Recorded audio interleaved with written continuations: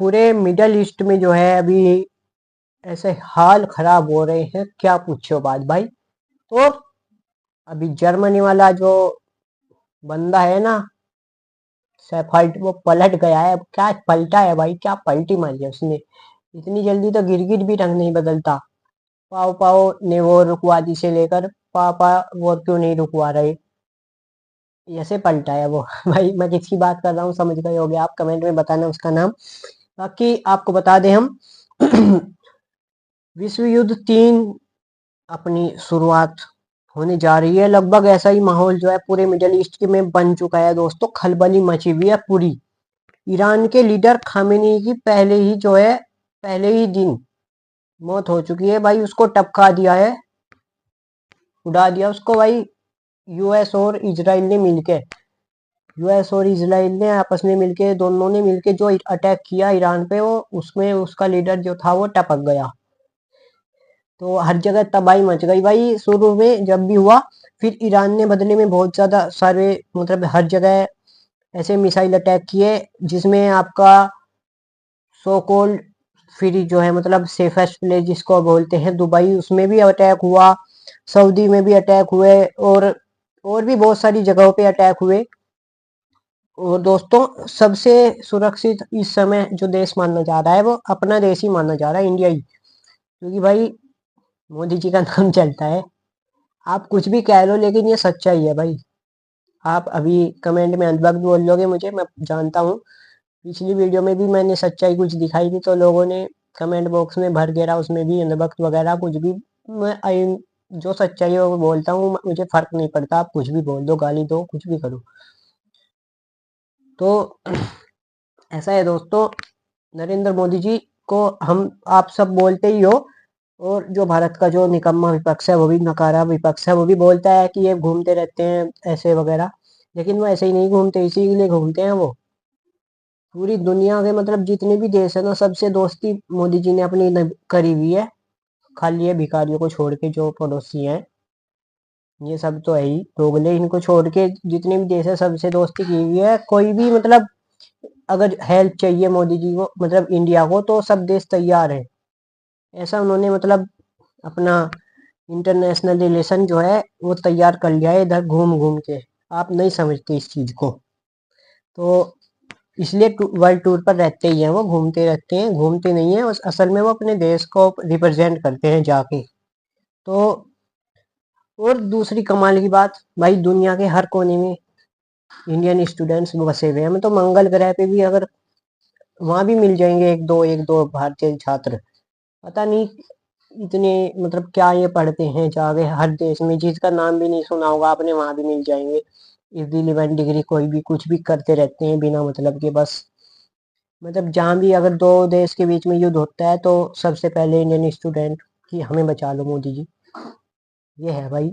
और यहाँ से भाग जाएंगे फिर कि यह देश अच्छा नहीं है, हम बाहर जा रहे हैं। फिर जब कुछ दिक्कत होगी तो हमें बचा लो मोदी जी। कमाल है भाई बिल्कुल। तो ऐसे ही है। अभी इसराइल और ईरान की जंग खतरनाक होती जा रही है दोस्तों, आप सबको पता ही होगा।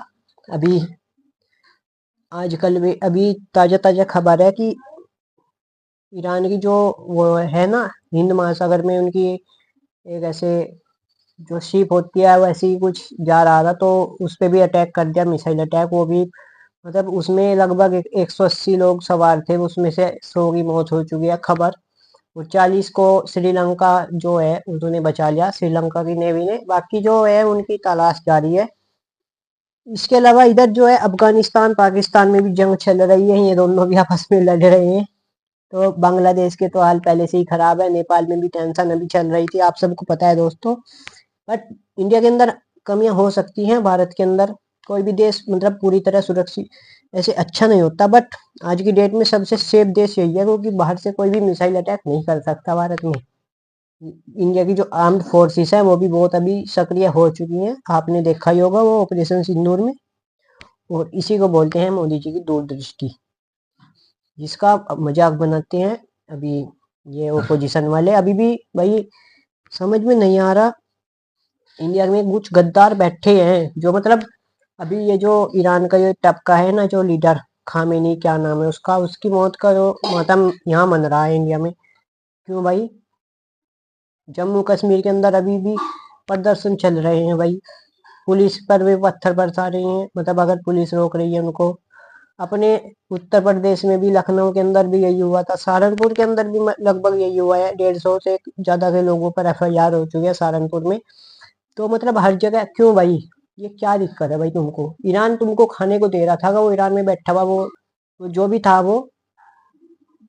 मुझे अभी गुस्सा आ रहा है आप सब पर। आप सब पर नहीं, मतलब इन पर, ये जो ऐसी हरकतें कर रहे हैं, अपने देश का माहौल खराब कर रहे हैं, उसके लिए जिसको मतलब जिससे भारत से कोई मतलब नहीं है, उस खामेनी के लिए हद है, मतलब बिल्कुल शर्म नाम की चीज नहीं है। अपने देश के नेता को, अपनी जो प्रधानमंत्री जी है उनको आप गाली दो देते हो, और दूसरे के लिए आप रो रहे हो कि हमें वहां भेज दो। स्पेशली फॉर वन कम्युनिटी बोल रहा हूँ मैं, साफ साफ जो भी है वो समझ गए होंगे खुद। तो मैं तो भाई रिक्वेस्ट कर रहा हूँ मोदी जी से, भारत सरकार से, कि ये जो भी ईरान के लिए रो रहे हैं ना, इनको प्लीज ईरान छोड़ के आ जाओ, तो हमारे भी भला हो जाएगा और इनको भी सुकून मिल जाएगा। ये लड़ लेंगे अपना अमेरिका से, इजराइल से, ईरान के लिए। पता चल जाएगा इनको। ये यहाँ पे प्रदर्शन कर रहे हैं और इनके बच्चे बाहर बैठे हुए बोल रहे हैं मोदी जी हमें बचा लो, हम लड़ाई में फंस रहे हैं। यहाँ से, ईरान से अभी जो है डिपोर्ट किया गया है कुछ छात्रों को, कुछ वहाँ जो रह रहे थे, पढ़ रहे थे। और 3 मतलब 2 महीने पहले एम्बेसी, भारतीय जो दूतावास है ईरान के, वहां पर उन्होंने निकाल दिया था नोटिस कि भाई जंग होने वाली है, निकल जाओ। नहीं मानने छात्र। अभी भी कुछ निकले हैं, कुछ वहीं पे रह गए कि हम नहीं जाते। और कल को अगर उनके साथ कुछ हो गया ना, मतलब कोई हादसा, तो फिर उनके घर वाले यहाँ मोदी जी को गाली देंगे, सरकार को गाली देंगे। अपना नहीं दिखता है। बस मैं क्या ही बोलूँ दोस्तों। बाकी वीडियो बहुत लॉन्ग हो जाएगी, ये बड़ी हो जाएगी, तो आप अपनी राय कमेंट बॉक्स में बता देना, जो भी आपको लगता है इससे रिलेटेड। बाकी हम मिलेंगे आपसे अगली वीडियो में, तब तक के लिए धन्यवाद। इस वीडियो को शेयर जरूर कर देना, और हाँ, कमेंट बॉक्स में लिख देना अपनी राय, जो भी आप बोलोगे। वैसे तो पता मुझे चल ही गया आप क्या बोलने वाले हो, क्योंकि पिछली वीडियो में कमेंट आप सबके मैंने पढ़ लिए। तो इस पे भी कर देना, कोई नहीं।